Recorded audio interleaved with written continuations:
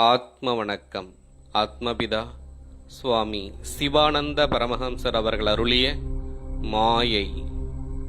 ஆதியந்தம் அடிமுடியின்றி அழிவற்றதாயிருக்கின்ற பொருள் எப்பொழுது ஆகாசமாய் விளங்குகின்றதோ அப்பொழுது மேல் என்றும் கீழ் என்றும் இரண்டு நிலைமைகள் உண்டாகின்றன.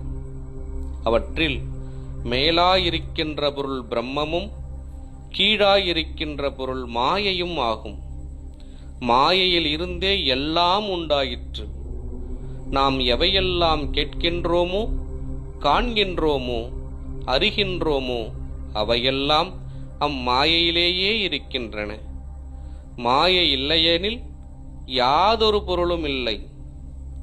மாயை இல்லையானால் பிரம்மம் என்கின்ற ஒரு நிலைமையும் இல்லை. அதென்னவென்றால், பிரம்மமாய் தானாயிருக்கின்ற பொருளிற்கே சலனம் உண்டாயிற்று. அந்த சலனத்திற்கே மாயை என்று சொல்லுவது.